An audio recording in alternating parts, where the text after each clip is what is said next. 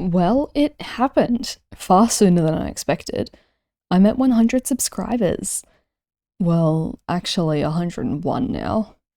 Thank you everyone for your interest in my videos. To celebrate hitting triple digits, I thought it would be a good idea to take a look at what's coming next, so those who are interested can keep an eye out and those who aren't can skedaddle, I guess. I don't want you staying around if you're not interested.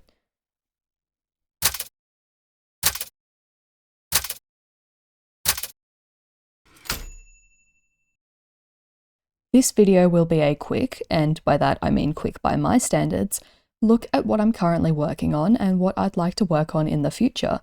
Because if there's one thing that's true about me, it's that my curiosity is endless, and my interests are just as endless. I can't see myself running out of topics even if I keep doing this podcast for the rest of my life. It'll be pretty simple here. I'll introduce myself again since my original channel introduction is over 2 years old. Then I'll discuss what I'm currently working on, and then other things I'd like to do, starting with K-pop related topics and then non-K-pop related topics. So let's get into it.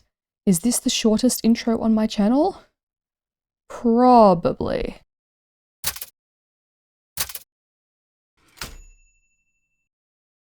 I'm Casper, any pronouns. I'm a third-year media and psychology student in Australia, majoring in film. Outside of the channel, I'm also a fencing coach and the treasurer of my local club. I also really like reading. I also like drawing and scrapbooking, but since I don't practice those skills, I'm bad at them. And since I'm bad, I get anxious about doing them, so I don't do them, so then I don't improve, and then I'm anxious, and then I don't do them. Anyway, something I don't get anxious about, because I know I'm good at it, is writing. I started writing stories seriously when I was in year 3. So when I was about 8 years old. I used to write a lot, and I mean a lot of fiction. Not fan fiction, just fiction. I still have some books I'd like to write, but the later years of high school really killed my motivation to write fiction. What I got into instead was analytical writing, in this case, K-pop analysis. I started my K-pop theory blogs in mid-2021, starting with blogs for ATEEZ, TXT, ENHYPEN, BTS, and Just B. As my previous introduction video says, I may well be the only Just B theorist on the internet, but hopefully Road to Kingdom will change that. Not that I really had any theories to begin with, but still. I was most active on my ATEEZ and TXT blogs, since, well, they're two of my alt groups.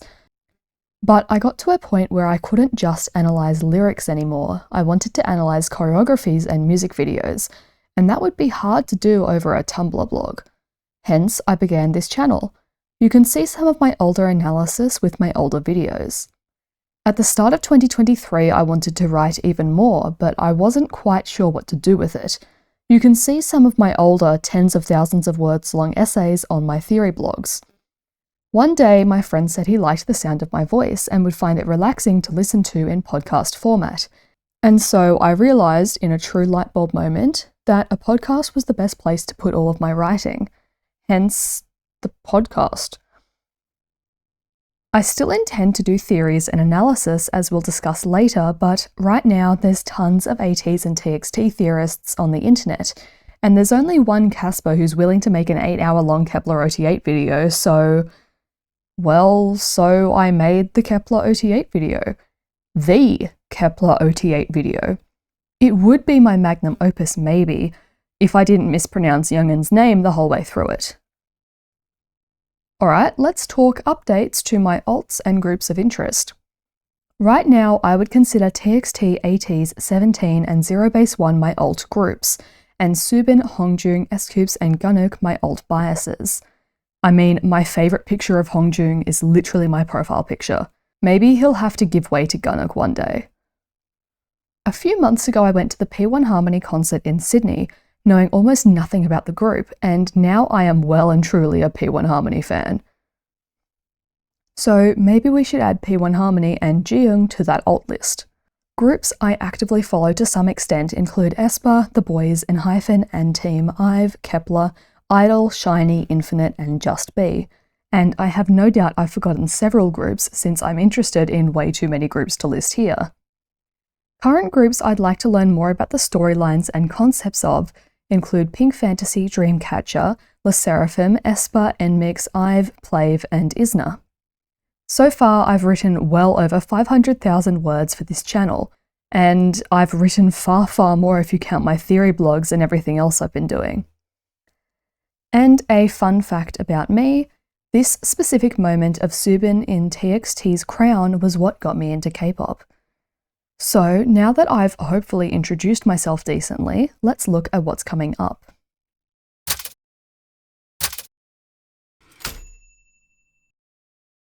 In this section, I'll discuss the videos I'd like to create and give a brief description of what I want to discuss. So if there's something you'd like, let me know because I'll prioritize what people are actually interested in.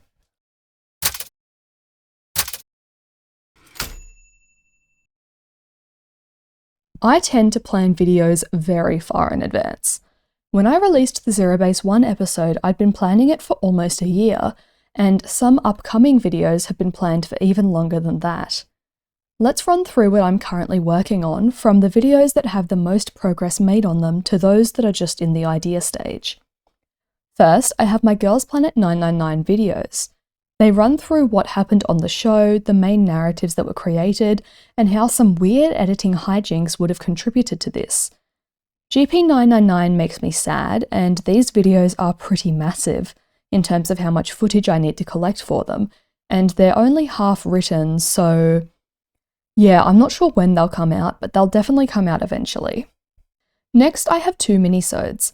One discusses the PR responses that companies had to various controversies, including my friend who was in episodes 4 and 6, who has now graduated with her degree in PR. I also have a minisode discussing K-pop mascot plushies, and ranking them from worst to best based on how they communicate the concept and story of the group. Moving into videos that are further out, I want to discuss Kachi, the UK K-pop group who everyone hated for about 3 months and then forgot about. I also want to discuss K-pop lyricism and look at some examples of amazing lyricism in K-pop, including Idol's Nude, Seventeen's My My and Kidult, and so on. Then I have two non-K-pop related videos. I want to talk about and completely rework the storyline of Miraculous Ladybug, similarly to how I rewrote Kepler's storyline. Then I want to discuss the good and the bad of one of my favourite anime, My Hero Academia. Moving back to K-pop topics, I want to discuss Zero Base 1's Haobin and how they have taken over the industry and might even destroy their own careers if they ever get separated. Maybe, maybe not. And moving back to my roots, I want to do some actual hardcore theory analysis, starting with what I want to call best albums or best debuts. The first ones I want to look at are TXT's The Dream Chapter and ENHYPEN's Border Day 1. I'm taking suggestions for best albums and best debuts. And that's what I have for my current plans. They'll keep me going for a while. Now let's take a look into the more distant future. Cue Chaehyun having visions.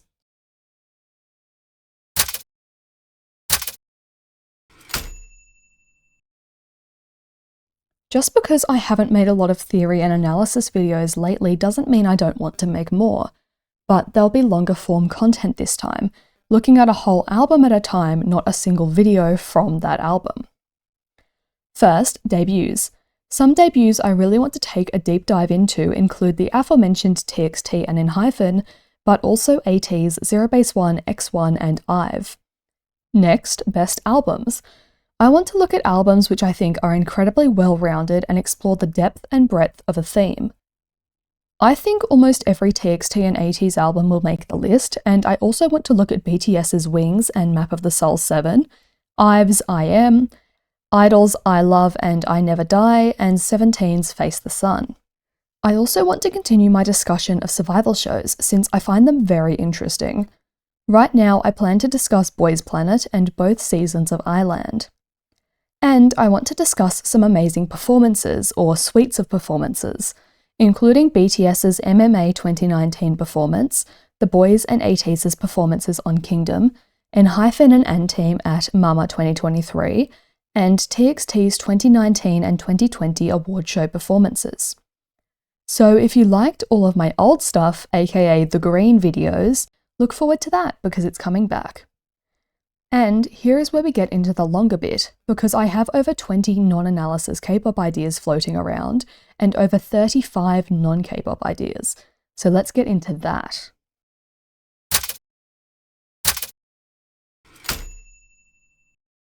In no particular order, I want to talk about some BTS topics, including the treatment of Jungkook as a child and how it led him to seem to feel the need to bow down to his fans constantly.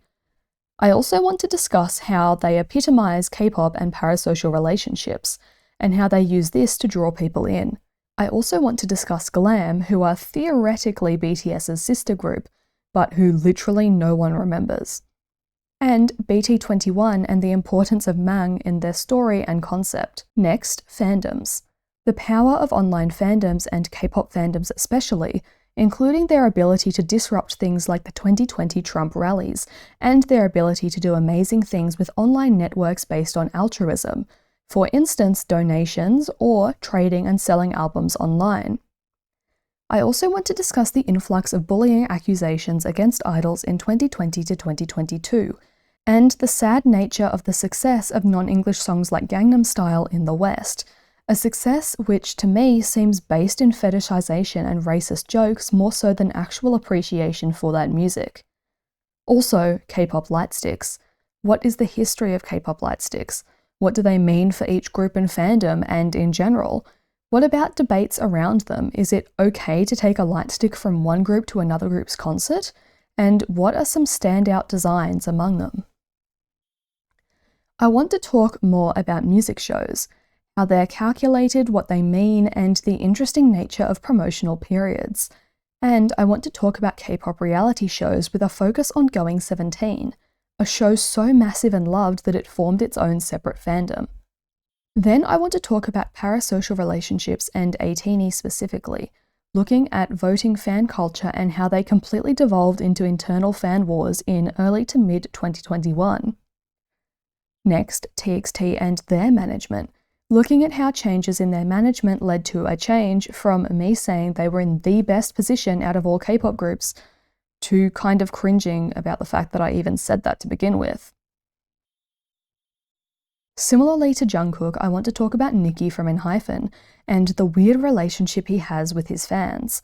And speaking of ENHYPEN, I also want to talk about the weird duality they have, where some people only talk about Island and others seem to forget they even came from a survival show to begin with.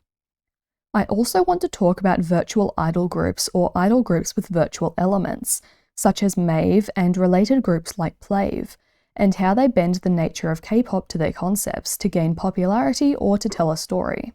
I then want to talk about classical literature, historical and other references in K-pop, and how these things have led to K-pop being able to use visual shortcuts to reinforce concepts and fast-track storylines.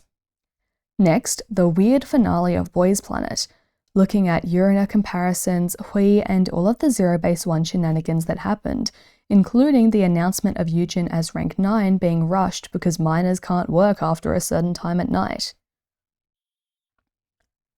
I also want to talk about the tragedy of Newest, who lost a brother group in Tempest only to gain one in 17, only to almost never do anything with them, and so on, including a discussion of other related groups where one group fell to obscurity and another succeeded, or both faced equal mistreatment or success. Finally, I want to talk about Superkind, a group with an interesting concept who changed the way a lot of us saw K-pop, and who had some unique and interesting kind of controversies. Unfortunately, the group have been inactive since November of 2023, so their concept will likely never be fully realised, and so we'll discuss their downfall too. And that's it, relatively quick. Let's do something similar for my non-K-pop topics.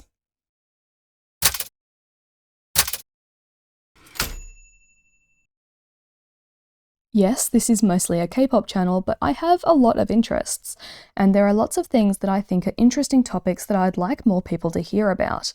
Not that my channel really has the capacity to expose people to anything right now, considering how few subscribers I have, but, you know, I want to talk about these topics, so I will. I've already talked about Sky, Children of the Light, The Wug, and historiography on this channel, and I've mentioned My Hero Academia and Miraculous Ladybug, So what else is in the distant future of topics I want to discuss? First, the failures of Overwatch. How it was once thought to be the next League of Legends but never actually achieved that goal, and the genius character design of Tracer, which unfortunately wasn't able to stem the downfall of the game. I also want to talk about some kooky Japanese inventions, which have been highlighted in one of my favourite documentary series, Japanology. And I want to talk about my love of the Gothic, especially Australian Gothic, and how there seems to be very little awareness of the Gothic as its own unique genre, and especially of the Australian Gothic as a subgenre. Next, the weird world of Facebook community groups. The weird ones, the great ones, the stereotypical ones, and how people use these groups to fulfill a variety of purposes. Next, I want to talk about critical thinking and bias in media, as well as the validity of non-academic sources, and to consider how and why critical thinking is dead as such in the modern world. Next, asexuality in the modern and historical world. We hear all the time about cool trans and gay people throughout history, so why don't we take a moment to also talk about the asexuals? Moving into a bunch of case studies, I guess? I want to talk about Jane and the Dragon, an amazing TV show which is barely known of and which was cancelled after one season. Then I want to talk about Dr. Phil and how he's a terrible representation of therapy and how much I want to punch him. And then we'll discuss Markiplier, his place in society, his rise on YouTube, and what he says about mass media. Then I want to talk about YouTube Rewind and how that rose and fell as well, and then about Mulan, a topic which I discussed a little bit in my historiography episode. Speaking of historiography, I want to talk about the life of Tokugawa Ieyasu, one of the unifiers of Japan, and a man with a very interesting life. And since we started talking about historiography, let me also mention that I want to talk about the 6 wives of Henry VIII, and various interpretations of them, including the 6 Tudor Wives series by Alison Weir, and the musical 6. On to more modern topics, let's start with stuff that isn't necessarily based online. I want to talk about the storytelling of the Marvel Cinematic Universe and how it at one point had a grip on the globe, before fading into relative obscurity.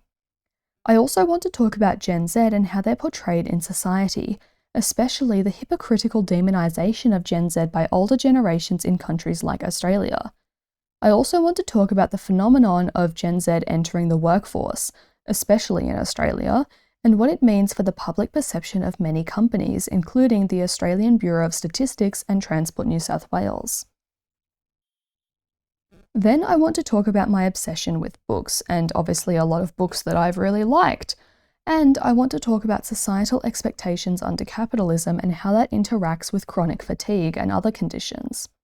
Next, gender as a social construct, especially throughout various historical times and cultures, and the phrase "not like other girls" and the various meanings it holds for different people. In terms of books and movies, I also want to discuss Twilight in general, and then the kind of rivalry between Divergent, The Maze Runner, and The Hunger Games, where Divergent died, The Maze Runner came out alive, and The Hunger Games was the clear victor, pun intended. Next, I want to talk about psychopathology, neurodivergence, and the need for labels or a lack thereof, especially in relation to the LGBT+ community. Then, some more Australian-centric topics. First, the show The Nowhere Boys, and then the Australian Medicare system and its advantages and disadvantages. And finally, the HSC, the Australian final high school exams, and the odd connection they create between younger and older generations, purely because everyone has experienced the same trauma through them. Moving on to more online topics, I want to talk about video games and how they have developed as an art form, and similarly, the development, demonization, and then kind of acceptance of ASMR. Then I want to talk about how K-dramas are so idealized that they even kind of seduce North Koreans, and this phenomenon of North Koreans viewing K-dramas illegally before coming to South Korea. Then I want to talk about Yandere Simulator, and, well, you probably know about the game. Basically, I want to discuss everything about it. I also want to talk about the haiku stage plays and manga to anime to stage play adaptations in Japan in general, which have their own unique niche on the internet.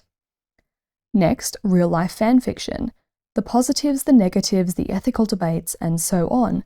And I want to talk about how this leads to odd interactions with the people who are the subject of that fanfiction, especially in K-pop. Next, and somewhat related to said real-life fanfiction, the BL rabbit hole, which seems to form a triangle of weird rabbit holes with K-pop and anime. So let's talk about it. The history, the forms of the industry, the weird things the actors have to do, the divide between straight female fans and the queer fans, the lack of lesbian romance, and so on.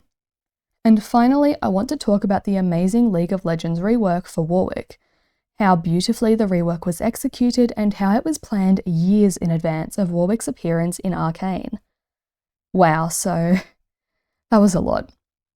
As you can see, I'm interested in a lot of things, and some of these topics are very different from each other.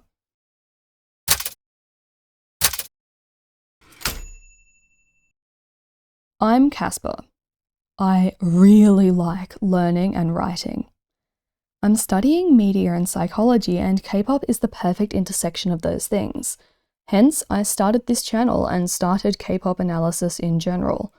But I also have a lot of other topics I'm interested in, which intersect with psychology, media, or another favourite of mine, historiography, in some way or another.